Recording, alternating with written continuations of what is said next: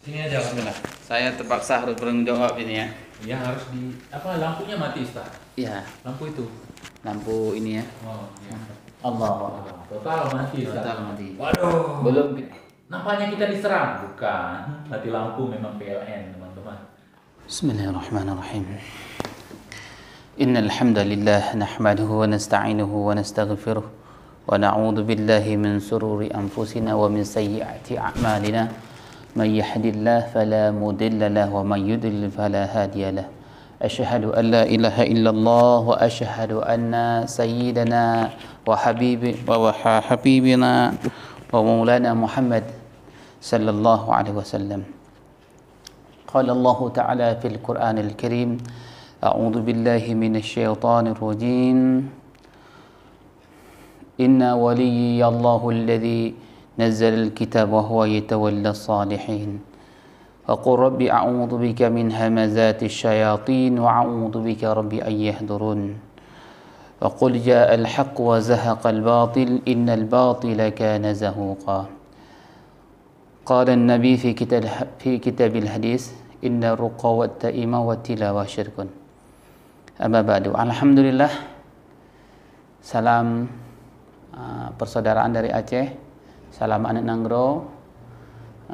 Kali ini saya ingin menjelaskan sedikit atau melanjutkan perihal permintaan Bang TIJ kemarin malam untuk menjelaskan beberapa jimat ini. Kemarin sebagaimana kita ketahui bahwa saya tidak sempat menjelaskan dengan perkara jimat ini dikarenakan mati lampu ya.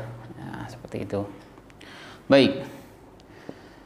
Sahabat sekalian, perlu kita pahami di era zaman sekarang ini banyak terdapat dukun-dukun palsu yang menjual bermacam perkara hal-hal dengan harga fantastis ya. Di depan sahabat sekalian ini, sahabat bisa melihat beberapa jimat yang pernah sempat saya kumpulkan, bahkan sebahagiannya sudah saya bakar dan masih banyak yang lain lagi, tapi kita hanya menampilkan yang ini saja ya.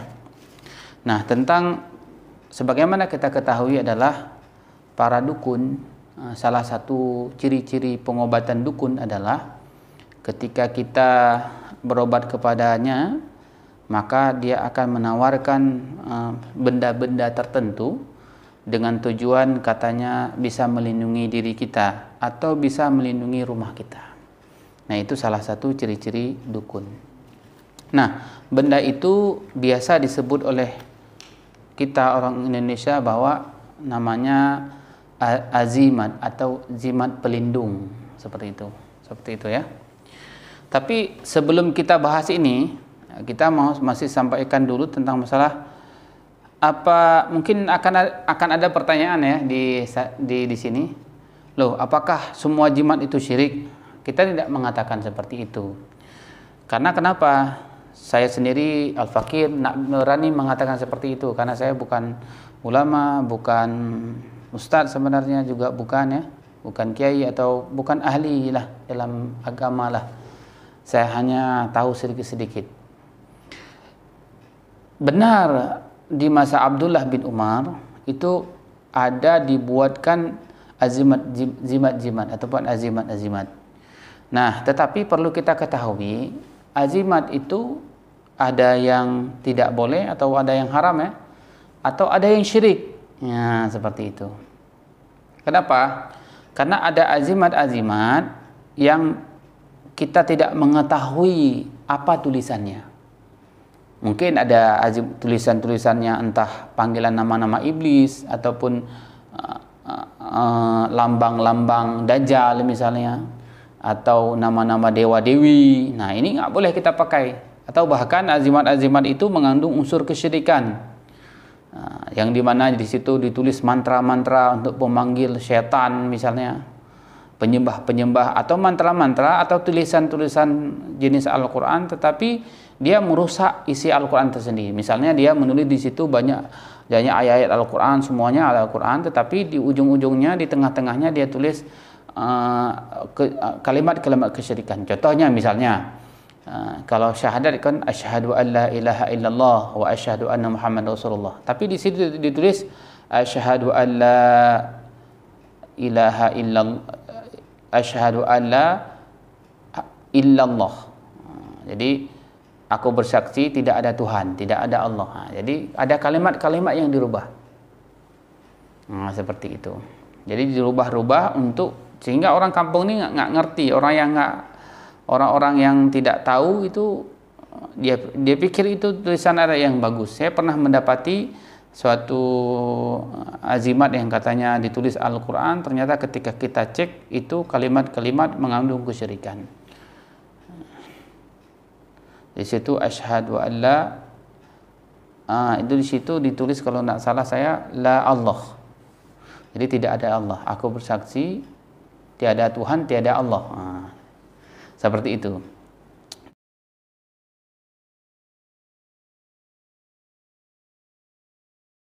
Masa Ibnu Umar itu memang ada sebahagian masa Ibnu Umar itu ada yang mau pakai azimat, pakai zimat.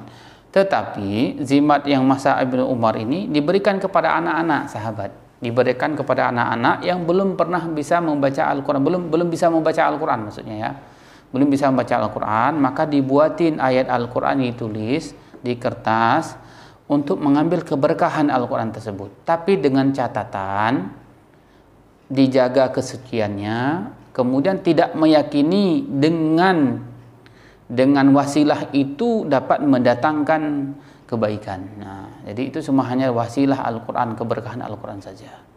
Nah, beda dengan sekarang, zaman sekarang, walaupun itu azimat yang tertulis dengan Al-Quran full, misalnya Al-Quran, tetapi malah karena tauhidnya yang kurang, karena kepahaman agama yang kurang, justru meyakini dengan benda itulah yang dapat memberikan manfaat. Nah, ini jadi masalah, ya. Baik, kita harus paham mana azimah yang dibolehkan, mana azimat yang tidak dibolehkan. Tapi perlu kita ketahui bahwa azimah-azimah yang dibolehkan itu dulu masa Abdullah bin Umar yang pertama, pada saat itu dijelaskan dulu tentang masalah perkara ketauhidan yang benar, agar orang tidak terkait dengan azimah itu. Dan itu diberikan kepada anak-anak yang belum bisa membaca Al-Quran. Nah, seperti itu ya. Adapun kita yang sudah bisa membaca Al-Quran, Masya Allah, ini ngapain pakai azimah-azimah seperti ini, sahabat kalian? Nih, ngapain pakai ini nih? Paku yang katanya harganya berapa? 40 juta begitu ya, ngapain? Naruh di rumah tuh ngapain? Kita yang sudah bisa baca Al-Quran, kita yang sudah baca zikir, maka kita lakukan azimat dari Nabi saja, azimat dari Allah saja, ya kan? Itu gratis malah. Nah, ini saya bacakan beberapa dalil tentang azimah dari Allah, dari Nabi kita, ya kan? Ini disebutkan di sini bahwa yang pertama surah Al-Kahfi. Kalau kita baca surah Al-Kahfi ini, insya Allah Allah beri cahaya untuk diri kita. Man qara'a suratul kahfi lailatal jum'ah adha'a lahu minan nur fima bainahu wa bainal baitil atiq. Barang siapa yang membaca surah Al-Kahfi pada malam Jumat ataupun hari Jumat ya, dia akan disinari cahaya antara dia dan Ka'bah. Ini hadis riwayat hadis riwayat Ad-Darimi. Nah, ini ada beberapa hadis di sini. Hadis riwayat An-Nasa'i dan Baihaqi juga begitu, lebih kurang. Barang siapa yang membaca surah Al-Kahfi pada hari Jumat, dia akan disinari cahaya antara dua Jumat. Seperti itu. Ini salah satu amalan-amalan jimat dari Nabi. Jadi jimat dari Nabi itu gratis, sahabat sekalian. Daripada jimat seperti ini mahal ya. Itu tahap satu yang perlu kita sadar. Kemudian azimah dari Nabi itu mudah sekali ya, mudah sekali. Azimah dari Nabi adalah membaca surah Al-Baqarah di dalam rumah. Ini disebutkan dalam hadis riwayat Ahmad. Rasulullah SAW bersabda, bacalah 2 tangkai bunga indah.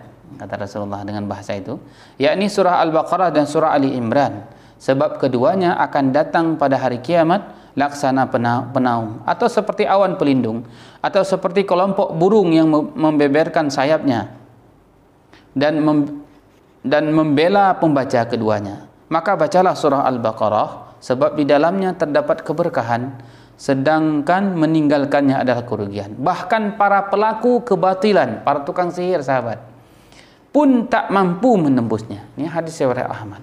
Nanti bisa dicari sahabat sekalian.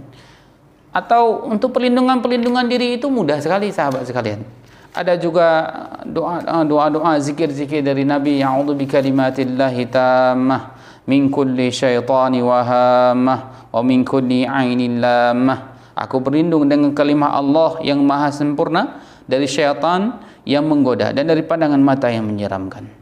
Atau yang hadis bismillahilladzi la yadurru ma'asmihi syai'un fil ardi wala fis sama' wa huwas samiul alim. Masih banyak sekali doa-doa zikir-zikir yang tidak mungkin habis saya jelaskan di sini. Bisa tanya kepada ustaz-ustaz dan guru-guru masing-masing di tempat Anda. Maka sahabat sekalian, saran saya sahabat, jangan mau tertipu dengan jimat-jimat yang seperti ini, jimat murahan sahabat. Yang seperti ini misalnya ya, kayak yang katanya ada Quran Istanbul seperti ini ya. Nah, ini di Shopee dijual ini. Ya, ini jimat palsu seperti ini, bukan jimat asli sahabat. Bukan jimat ditulis. Ini pun tidak mengandung unsur jin. Asal sahabat tahu sendiri. Nah, sama seperti misalnya jimat seperti ini ya. Nah, jimat seperti tulisan-tulisan seperti ini semua jimat palsu sahabat. Bisa kita lihat ini. Ayat Al-Quran juga bukan, entah apa ini yang ditulis nih, seperti ini ya. Nah, yang seperti ini nih, ini semua jimat-jimat palsu, tidak ada unsur gaibnya apapun. Nah, ini jimat palsu, sugesti saja semuanya nih banyak sekali ini, nih jimat palsu semuanya. Jimat fotokopi sahabat. Kalau jimat itu fotokopi, ya kan? Kalau jimat itu fotokopi, maka itu jimat palsu. Bagaikan uang fotokopi, bagaimana kita mau belanja? ATM fotokopi, bisa nggak kita narik uang? Kan nggak bisa nih, ya kan? Itu satu jimat fotokopi. Ataupun jimat-jimat yang dijual di Shopee misalnya.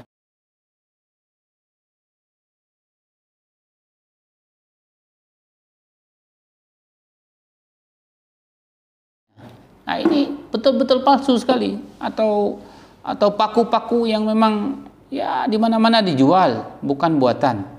Jimat yang benar itu kalau ada unsur mistisnya ya, mistis setan jin, itu biasanya itu membutuhkan waktu untuk dibuat. Biasanya ada benda-benda yang najis di situ. Contoh ya, ini saya kasih tahu jimat yang asli ya. Nah, seperti ini, sahabat. Saya nggak berani pegang. Nih, ini jimat asli nih. Nah, kalau ini ada kulit-kulit binatang. Saya nggak tahu ini kulit apa. Tetapi ini disebutkan, dituliskan namanya ini tujuan untuk memisahkan. Nah, ini jimat yang palsu, yang asli ini. Ya, ini ada kulit binatang sahabat. Nah, ini ada kulit binatang yang ditempelkan, ada benda-benda najis di sini. Nah, untuk penghinaan ayat Al-Quran mungkin, saya juga ini halus sekali tulisannya ya, kita nggak tahu juga ini ayat apa. Nah, seperti itu biasanya jimat yang asli. Kadang-kadang ditulis maaf ya dengan darah haid, itu jimat asli. Kalaupun jimat asli itu tidak akan bisa memberikan efek apapun. Seperti ini. Nah, seperti ini. Nah, seperti ini. Ini katanya ada khodam dan segala macam. Ini kan merusak budaya jadinya, Bu. Sahabat sekalian. Yang tadinya ini keris budaya para ulama, para alim ulama, para dahulu sesepuh dahulu pakai keris ini, sekarang sudah dijampi-jampi oleh dukun, katanya ada syaitan lah, ada ini bisa melindungi rumah lah. Nah, ini merusak budaya. Sahabat sekalian perlu Anda ketahui, sahabat sekalian ketahui, jangan percaya dengan jimat-jimat bohongan seperti ini. Jimat yang asli itu harusnya kita adalah mengamalkan sunnah-sunnah Nabi, mengamalkan hadis-hadis Nabi, mengamalkan doa-doa dari Nabi, sahabat sekalian ya. Jimat-jimat ini tidak dapat melindungi kita, sahabat sekalian. Jangan mau ditipu oleh dukun-dukun ataupun dukun-dukun yang berkedok ustadz ya. Misalnya seperti ini nih. Nih saya praktekkan ya. Mana yang jimat ini yang paling hebat ini? Ini misalnya ini nih. Misalnya jimat ini. Nah, katanya dengan tali-tali ini pakai di perut. Misalnya contohnya ya, dapat melindungi kita daripada sihir, dari ini, dari itu. Nah, coba saya potong ya. Bismillah. Putus nggak dia? Kalau dia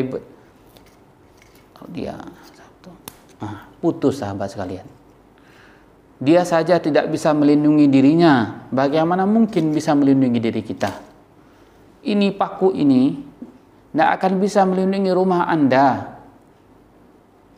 Ya, dirinya saja dia tidak bisa melindungi. Bagaimana dia bisa melindungi rumah Anda? Nah, seperti ini, saya cincang gitu.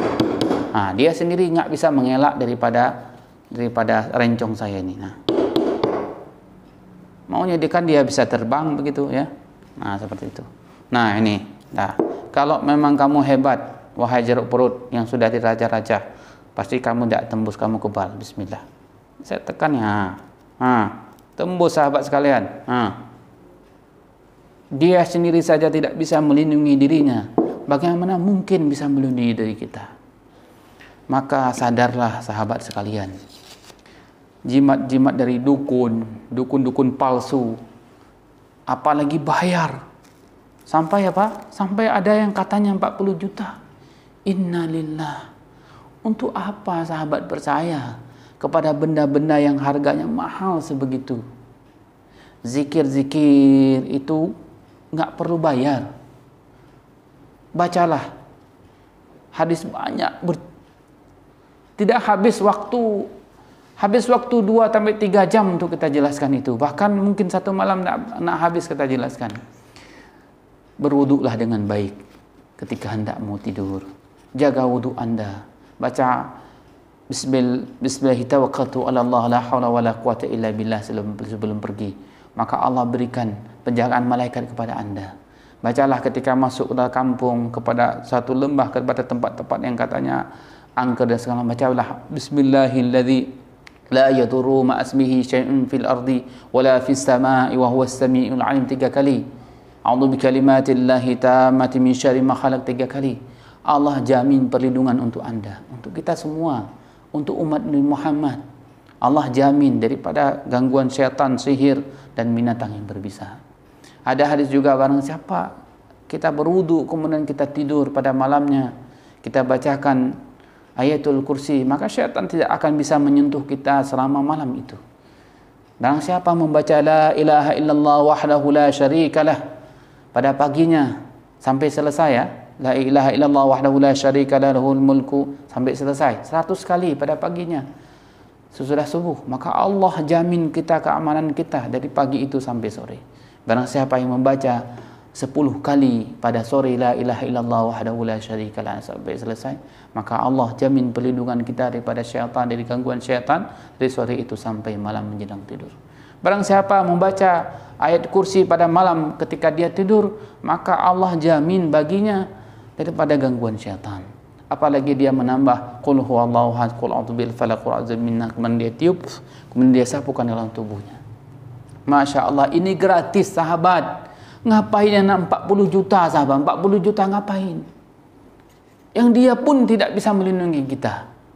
Makhluk, jangan berlindung kepada makhluk. Jangan berlindung kepada makhluk. Apalagi bayar, mereka tidak bisa melindungi kita. Maksudnya perlindungan gaib ya, seperti itu. Jangan. Iyyaka na'budu, pahamilah sahabat. Iyyaka na'budu, hanya kepadanya lah aku menyembah. Wa iyyaka nasta'in, dan hanya kepadanya lah aku minta pertolongan. Maka minta pertolongan kepada Allah melalui siapa? Melalui Rasulullah yang telah mengajarkan kita. Apa yang Rasulullah ajarkan kepada kita? Ajarkan doa, ajarkan zikir, lakukan. Insya Allah, Allah akan tolong kita. Sahabat, saya menyampaikan ini kepada kita semuanya. Bukan dalam artian ingin menyindir siapapun. Bukan dalam artian ingin merusak privasi nama baik orang ataupun siapapun. tidak ada dalam hati ini untuk menyakiti siapapun. Tapi saya sampaikan ini sahabat sekalian, kepada sahabat sekalian, agar sahabat sekalian tidak tertipu dengan ustadz-ustadz gadungan, ustadz palsu, kiai-kiai gadungan, gus-gus dobol kalau ada kata Bang Teji. Atas dasar kasih sayang saya sampaikan ini, bukan atas dasar sakit hati, bukan. Ya, mudah-mudahan Allah bimbing kita, Rasulullah bimbing kita, ulama-ulama yang benar Allah bimbing kita. Ambillah bimbingan-bimbingan itu kepada orang-orang yang benar-benar saleh, benar-benar taat kepada Allah. Jangan mengambil bimbingan-bimbingan daripada gus palsu, ustadz palsu, kiai palsu. Jangan. Ngajilah, belajarlah kepada guru-guru kita yang mereka memang betul-betul ahli dalam bidang agama ini. Bukankah di kampung Anda, di kota Anda ada, datangi mereka, belajar sahabat. Mungkin hanya ini yang dapat saya sampaikan. Jika ini benar, maka ayo sama-sama kita amalkan. Ini datangnya dari Allah jika benar. Jika salah, mungkin ada yang kalimat-kalimat saya salah, ini datangnya dari saya pribadi, saya al-fakir. Saya masih tetap terus belajar dan terus belajar. Mungkin hanya ini yang dapat saya sampaikan. Saya berharap mari sama-sama kita memperbaiki diri. Mari gunakan akal sehat untuk apapun yang berhubungan dengan perkara gaib. Jangan mudah percaya kepada siapapun. Ya, mungkin hanya itu saja yang dapat saya sampaikan. Semoga Allah memberi hidayah, memberi kepahaman kepada kita semuanya. Assalamualaikum warahmatullahi wabarakatuh.